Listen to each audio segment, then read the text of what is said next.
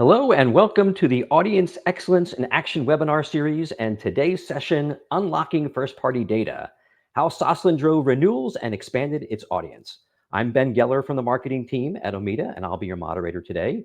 In this session, we're going to share how the Sosland team improved audience engagement, driving an increase in renewal completions, adding hundreds of new contacts, and seeing meaningful cross-sell growth.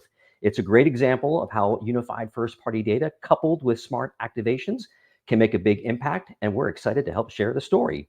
But before we get started, let's cover a few housekeeping items. First, we will have live Q&A at the end of today's session, so feel free to send in your questions anytime. Just use the Ask a Question box and hit Submit. Second, this session is being recorded and will be available on demand. You'll get an email with a link to the replay as soon as it's available. Third, you'll find several helpful resources related to today's session in the resources section of the interface. Feel free to check them out anytime during or after today's session. And then next, when we wrap up, we're going to pop up a short survey. We'd appreciate it if you could take a minute to fill it out. It helps us make future sessions even more useful to you. And then finally, if anything isn't working, like the slides are not moving, the audio is cutting out, simply refresh your browser and we'll jump back in. So now, time to get started, and I'm excited to introduce our guest speaker, Dustin Pickman.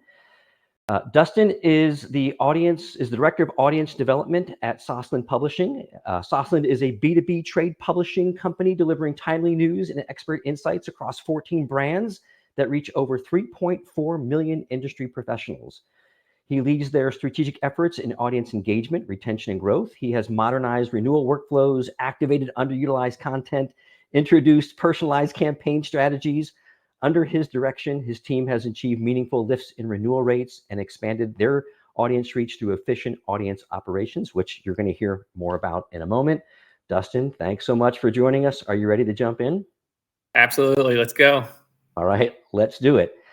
So let's start at the top here, all right? Tell us a little bit about your role and your background and how did you get into audience development? Sure. So as my title card reads, I'm the Director of Audience Development at Sosland. I've been in this specific role for about 3 years. I've been at Sosland for just over 7. My background was primarily in more of a media research space.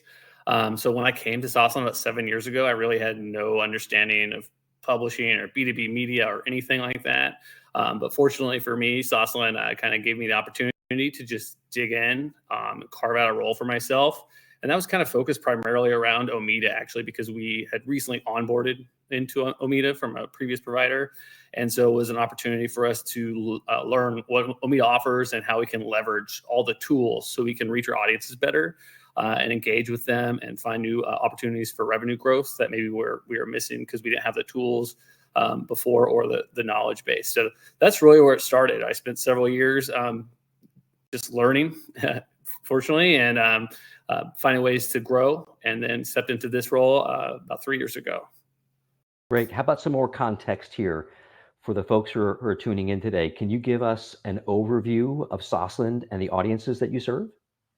Absolutely. I'll start first with my own team. So I have 6 people that are under my team. However, 3 of them are on the audience development side, and they're really great help. They are amazing, and couldn't be on this call now without them for sure, because they are instrumental in everything that we're doing.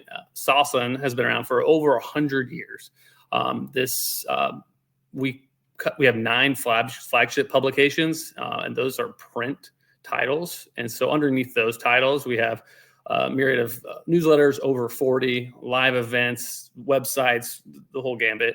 And we are covering the food manufacturing space. So we have titles covering pet food processing, dairy processing, wholesale baking, across the board there. So those are our main space that we're covering, and both print and digital. And is that a North American audience? Are you doing anything international? Okay, yeah, it's a good question. Primarily, it's North America, U.S. and Canada, but we do have one title that covers the globe. It's a world reach. So World Grain is the name of it, aptly named. So we are all across the globe in some capacity. Perfect. So now we got a little bit of context set here to kind of jump into it further. So we recently collaborated with you on a case study, and that case study highlighted some of your team's recent achievements. Among them was a notable 34% increase in subscription renewals. So let's dive into that, and that's like kind of like a little background, set the stage there. What was the problem or the opportunity that sparked your team's effort to drive those results? So the problem was mostly just manual lift. So it was time that we'd have to spend to send out these campaigns to try to get people to renew. And so these are print titles that we're mostly talking about here. So it is important to make sure we're renewing them annually. And so that process was not only time consuming, but it kind of limited our reach as well because we maybe our cadence wasn't as sound as it could have been, or the frequency wasn't as good because we might not be reaching people when they're due to renew. We traditionally just take a bucket of people who are in this, they're called 1, 2, or 3 year buckets from our print side, I think, but audiences, meaning they how long they've been on the title since they last requested. So we'd scoop up everybody that was about to renew that was in that classification and send them basically a mass message. And it worked, it did its job, but we knew it could be better. And furthermore, we knew that time we spent on that, we could do other things that we weren't able to at this time. So it's mostly a time problem that we were dealing with. So obviously there's an operational benefit there, right? In terms of, the uplift to the team, the ability to focus on perhaps more, strategic priorities there. But from a business perspective, what made it a priority for the business to focus in on renewals as opposed to something else? So as we mentioned, these are print titles. So we do have to maintain postal compliance. So we had audited titles as well. So we had audit goals and um, challenges that we had to meet. So the importance for print is you don't want to get those wrong. You want to make sure that your magazines that you're spending a lot of money to produce are going to the right people and at the right place. So it is imperative from a financial sense that the people who we're sending it to are telling us that they want it and that they're qualified to receive it. And if we're not asking those questions, then the audience is aging out and they might be getting new job titles or moving to a new company. We wouldn't know that unless you're asking that question. So financially, it's imperative, very important. It's one of our top drivers for newsletter. So cross-selling. So we start the question around the magazine, but of course, we're going to also ask you, hey, in addition to the magazine, are you getting these products? Because you might be interested in them as well. So it is a digital driver of renewal as well. So that it's mostly a growth opportunity and a cost saving measure because anything we don't capture from an email or on site, we have to then resort to paid acquisition. And that's not what we want to do. So the cost of retaining is obviously, I guess cheaper or more effective than the cost of acquisition as well. I'm assuming that's also made, focusing on renewals pretty compelling as well. Yeah, absolutely. And it's the benefit beyond the print is that we're also keeping our newsletter audience up to date and current because we're asking those questions frequently. And we're being persistent with those questions because we want you to renew for what I just outlined. So Yep. it's not only making our print audience refreshed and more current, but our digital audience as well. So you're going into the project, always, I think if you're like, like a lot of folks, you start with the end in mind. Can you talk a little bit about the goals or the KPIs that the team was aiming for when you kick things off? The number one goal was really just to allocate our time better, constantly reviewing all of our tasks and campaigns and everything that we do, asking if we could do something better, if we could improve the process. So the number one thing was that we could actually spend less time on this. There is an upfront time dedication. It does take time to build these out, but after they're going, we save a lot of time. The second goal was mostly just to maintain our goals and make sure that we aren't lowering our results because we want to make sure if we're saving time, we also need to make sure we're not getting worse. As you mentioned, we actually did significantly better. So that may be something we should dive in a little bit because it is a significant number that we increased. And so that wasn't just cadence. There's multiple steps to that. So part of it was cadence to make sure that the people are getting their email when they're due, when they're specifically due, and not just around their time. So they're individually based. And also it increased our frequency. We were able to map it out better to make sure that we were getting the right amount of messages to everybody. And then they weren't getting continued to be emailed after they've already renewed. And then we also had improved messaging with the emails because we went and redid everything.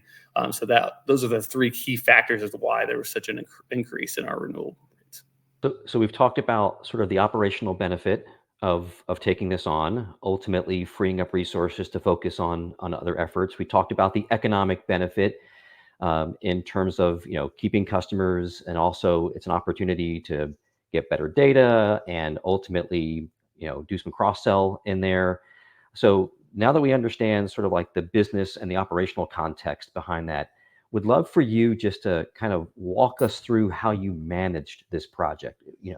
For folks who are out there, I know we've got a lot of our current customers on the call. We've got some folks that are brand new to Omeda as well, who haven't had their hands in the platform.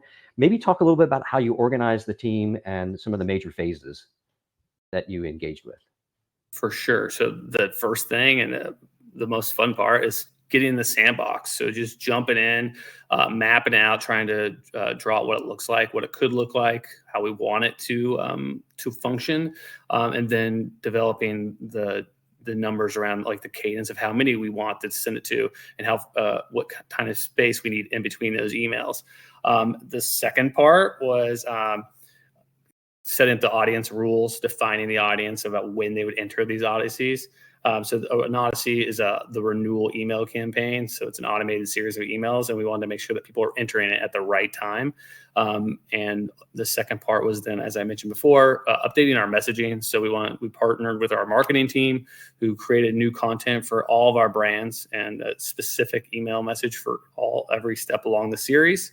And those were more targeted messaging and more direct, because these efforts are more personalized and not just mass sends.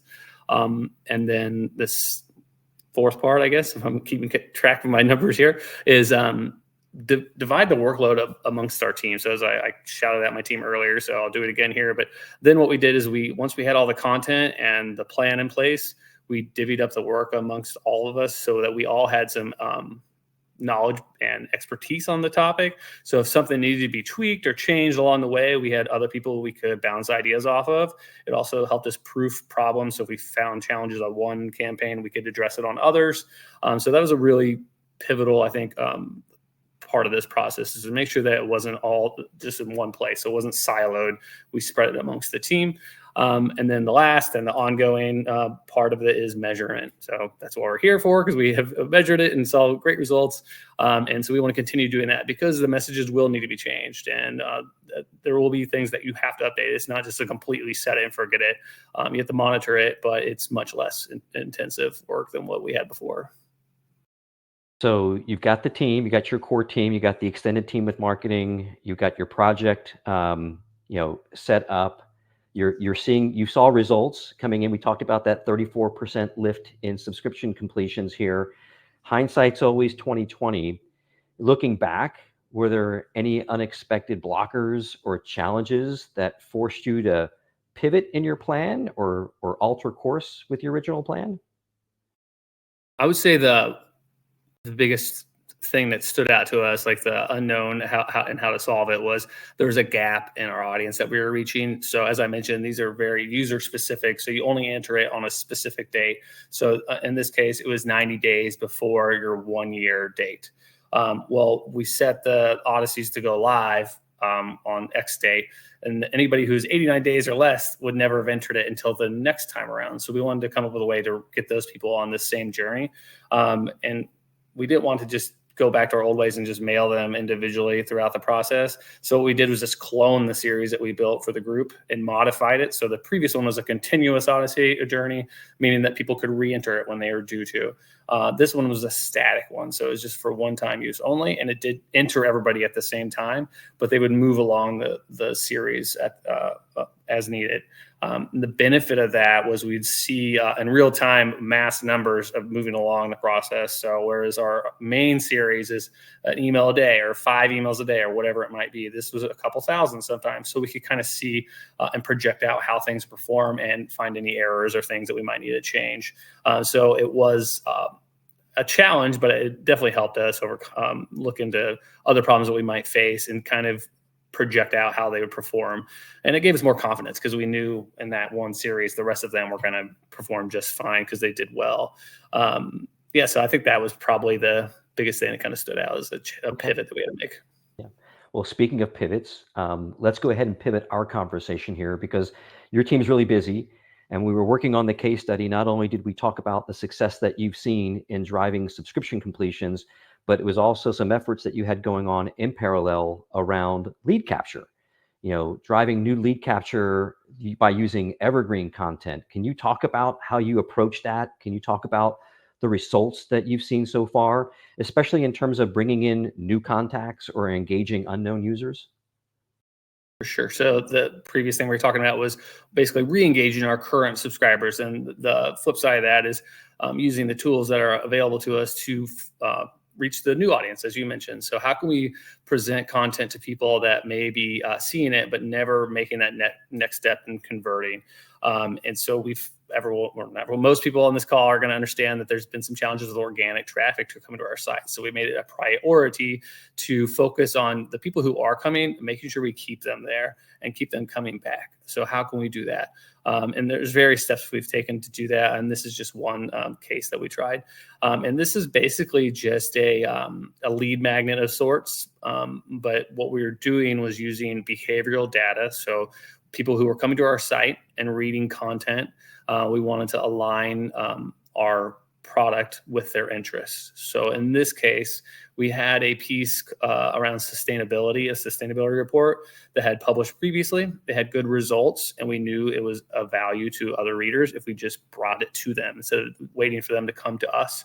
So we partnered with our design team and our marketing team to take a previous piece of content and just kind of repackage it into a lead magnet of sorts, to where when someone enters a form with their email and contact information, they'd instantly get this product. And we knew that it was of interest to them because they told us indirectly they were reading content around sustainability. So we knew it'd have a high value with them. And so the real benefit here was that it was a low lift because we've already had most of the work done because our editorial team already created great content. And we just had to then build it out. So that's where our team came in. And so we built the content, presented it to the audience on site, and it performed really well. It was these are smaller audiences. So like I said, that we are focused on this one here mostly around sustainability. So it's not huge numbers, but they're dedicated. And at the time it was really important. So the results of it for this one campaign was over 500 downloads, and it converted mostly anonymous users. So people who are coming to our site, but never signing up for anything. We talked a little bit about the why, and we talked a little bit about what. Why did you do it? What did you do? Let's talk a little bit about how. Love to kind of dig into a little bit of the ideas, or a little bit of what you guys did in terms of the tools, the technologies, the partnerships that played a key role in enabling these efforts, whether it was the renewal improvements or the evergreen content activation, maybe a little bit of behind the scenes in terms of how you did it. Sure. So we're going to talk about the different tools within Omeda. So I might use some Omeda specific language, but I'll try to clarify it. But Ben, feel free to check in anytime to just expand on it any. But we'll start with this campaign that I was just talking about. So it covers so many tools that Omeda offers.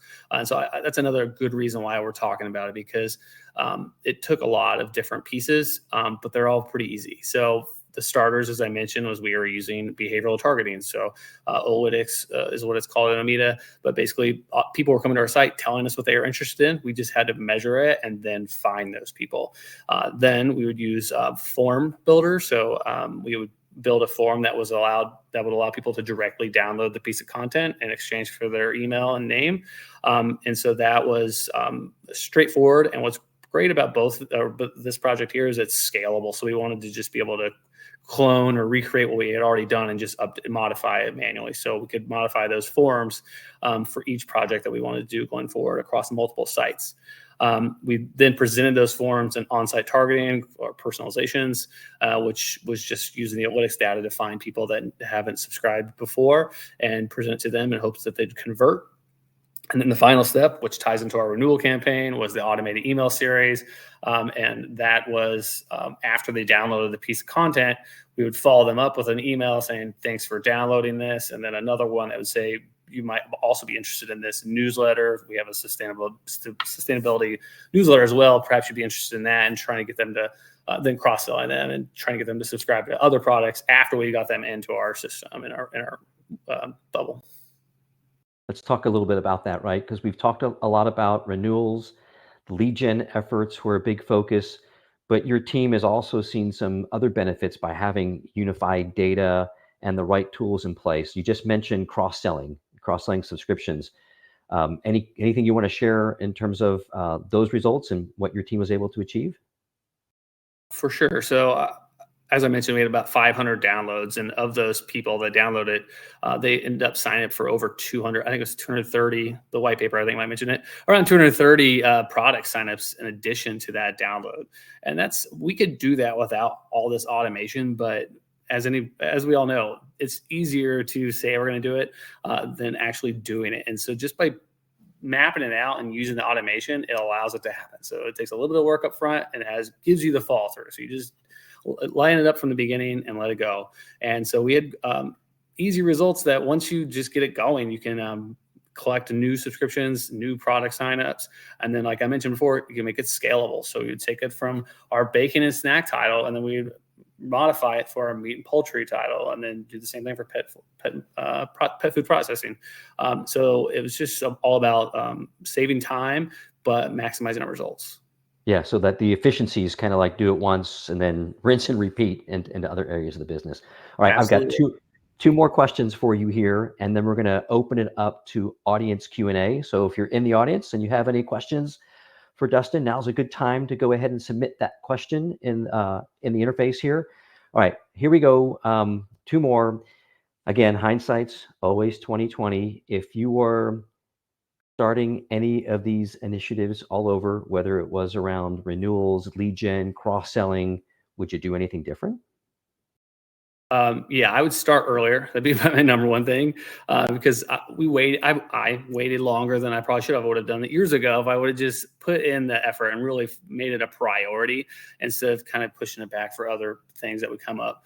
Because it just saves so much time down the road. Just do it right away and just get over with. So that's the number one thing. Just jump in, do it, don't wait. And then from the email renewal series, I have learned from what we've done before. And so what I would have done is simplified it more. So we had across all the brands, unique email series.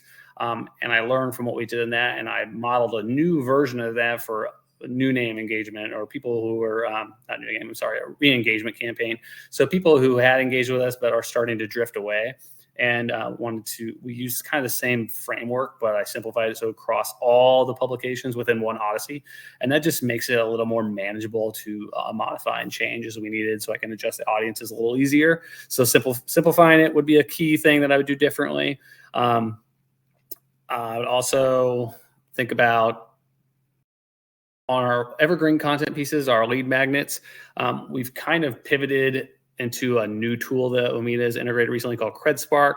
So I think it's the same spirit. It's the same sort of thing where we want to re-engage our audience with content that we have already produced, and it's just repackaging it. It's just a little more amplified because it's less work, obviously, because you're not creating new an additional piece of content, but you're also getting some more data points from your audience because you can layer the questions. So before it was just like, a download, I get your email, and then I have to ask you to sign up all these other ways. With CredSpark, you can ask a series of questions very easily, and we're building them around our content that's already produced and stories that are trending really well. Last question for you, and we'll open it up to Q&A here. Again, you've got an interesting audience listening in today. You've got some of your peers who are already familiar with the Omita platform, and you've got others that are just doing some exploration on their own. So thinking about that, what advice would you give to somebody who is tackling some challenges that are very similar to what we've talked about today in their organization? Well, I would say, like I mentioned before, is I would always ask why you're doing something a certain way. Oftentimes things are done in the past and we just keep doing it because it works.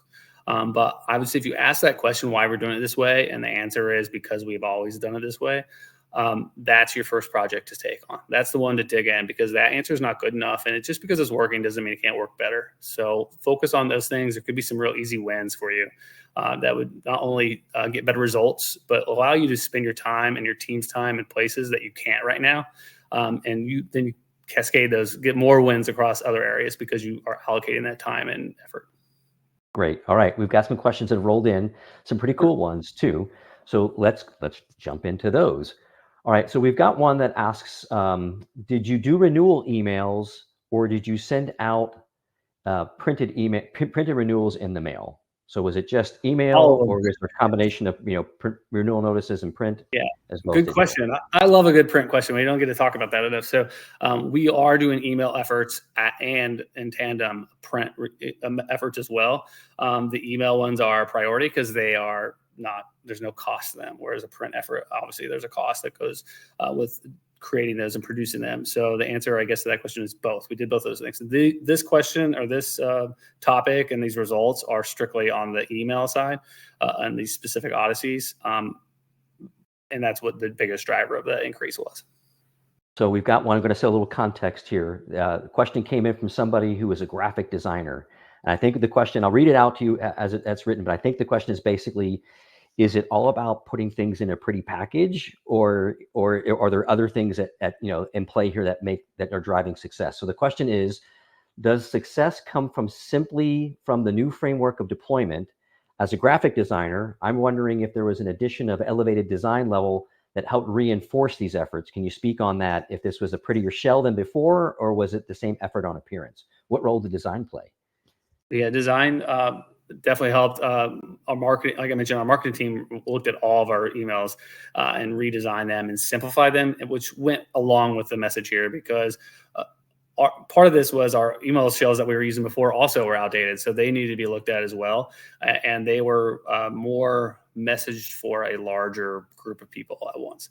These changes in messages were simplified, much like the process, and they were more direct, and it was more you, and this is like targeted at the individual. And they were just, it was less, I would say, design. It was more of a direct message. I know it's kind of not a non-answer, but the truth is both things factored in for sure. And that's something that I actually kind of took away from this, that was also kind of a learning moment, was with the cadence of that, you would expect a fall off between the first email and the second, like the deterioration in conversions, obviously, in the second and the third. But we did get to a point along the series where it didn't really deteriorate. It would just stay the same numbers. And so that kind of tells me it was a frequency problem. We need to send them at the right time, but also a volume. Like, we need to send them more, but not just hammer everybody, because a lot of people would be already renewed, and we want to make sure they're not getting any more than they already need. In summary, I think both things factored in. So the question about graphic design's role, the role that it played, is pretty interesting. I'll ask another one here as we got some other questions rolling in. We talked about your core team, but there's obviously an extended team involved that kind of came in and out of these efforts. We talked about marketing with messaging, graphic design. Maybe share with the audience who is thinking about maybe doing something similar, kind of what that extended team looked like in terms of roles, responsibilities. Sure. So on my specific team that we're touching these projects, there's three of us. Well, myself and three team members. And then that is a real challenge, I think, for a lot of people on the teams, because we're working remote. So when you're trying to cross teams and do cross-departmental work, it's hard. You really do have to force it. And it's not from a lack of interest or anything. It's just you have to take those steps because you're not just bumping into people in the office. So we would actively work with our marketing team and schedule time. And we have recurring meetings with our marketing team where we have a checklist of things that we're working throughout the year and make sure we're not losing sight of things. So our marketing team is definitely on the email series specifically really heavily involved with that part. On the evergreen piece of content, that was our design. That was a more design heavy part where they would build these pieces of content for us after working with editorial. So I would start with editorial, be like, what content is working here? What are your readers really liking? What's buzzy? What do you think would get good results? And then after that conversation, I'd find that piece of whatever content or focus and then hand it off to the design team. The design team would put it together, and then we would build it within the Omeda framework the rest of the way. And so I guess my advice there is make sure you have deadlines and that you're really communicating and you have follow through, because people are really busy. And if you're like me and you're remote, it's really easy to lose sight of projects. All right, we're going to shift gears here. I got another one for you that came in.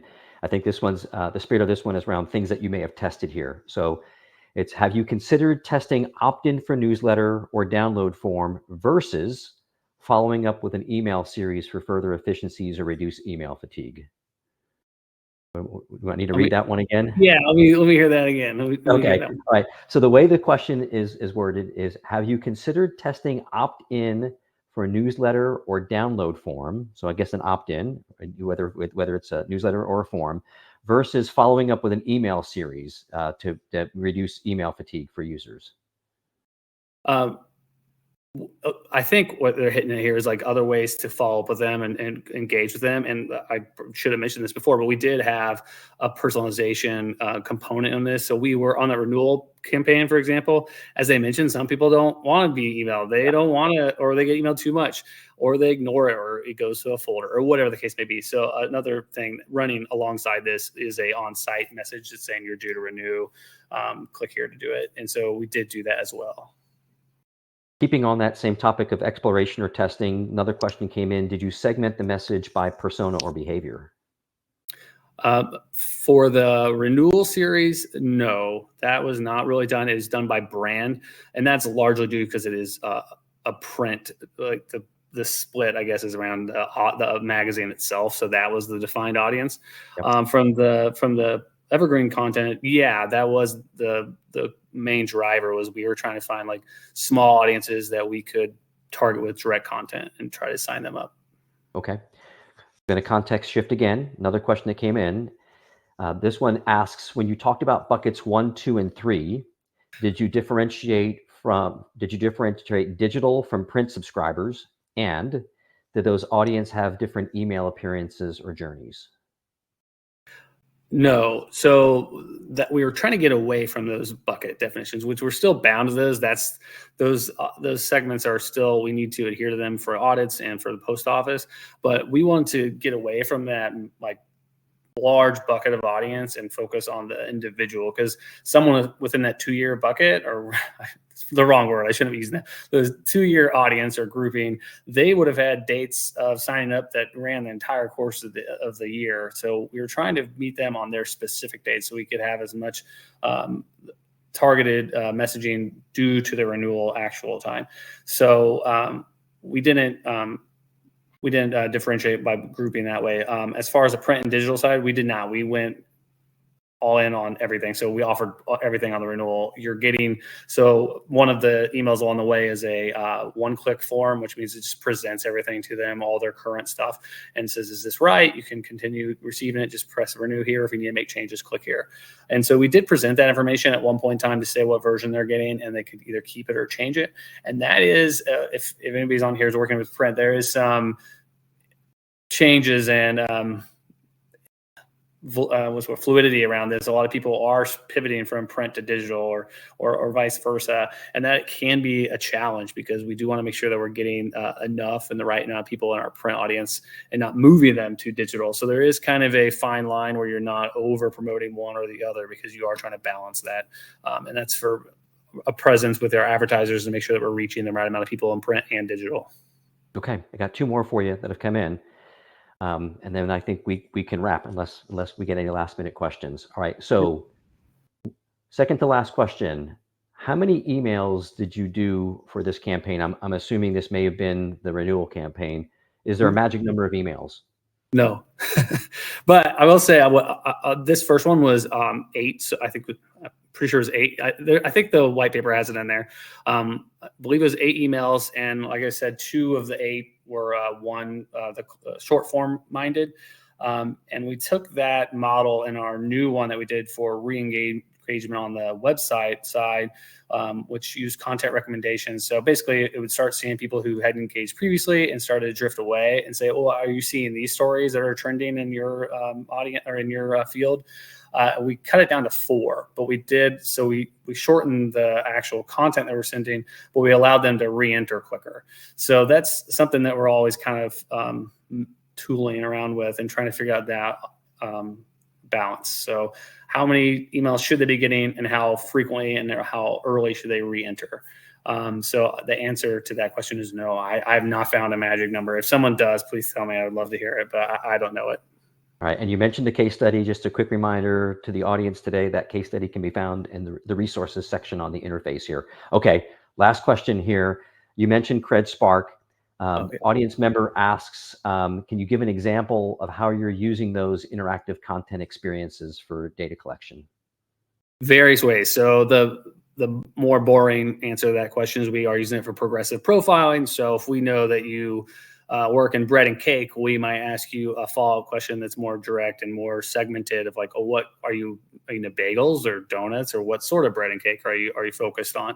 But the more fun and interesting thing that our team's been working on is more around working with our editorial team to focus, just like we were doing for the evergreen piece, what stories are trending and doing well, and extracting the important parts of those stories and quizifying or gamifying it. So one example we've done in the meat and poultry industry was a story around the screwworm. If anybody's in the cattle industry or the meat processing industry will know what I'm talking about. But there was a trending story around this screwworm that was impacting cattle farmers. And the quiz basically was just taking this story and quizzing them to see how much they knew about this problem. And then based on how they performed on the quiz, it would direct them to a story or another piece of content, with the thought being is surfacing really engaging content and keep them coming back and kind of stand out from peers about, we're doing this a little bit differently. We're trying to engage people and try to put down the megaphone a little bit and give people a chance to give their feedback and talk more directly with us. Dustin, great stuff. Congrats to you and the Sosland team for driving the success that you've done. We appreciate so much you coming in, representing the team, telling your story. We also appreciate everybody who joined us for the conversation today. So we're going to wrap up. And again, as a quick reminder, today's session was recorded. We'll be sending out the replay link to everyone who registered. On behalf of the Omita team, on behalf of Dustin, we hope that you found today's discussion valuable and you're leaving with some ideas that you can bring back to your team. We'll see you next time. Thanks.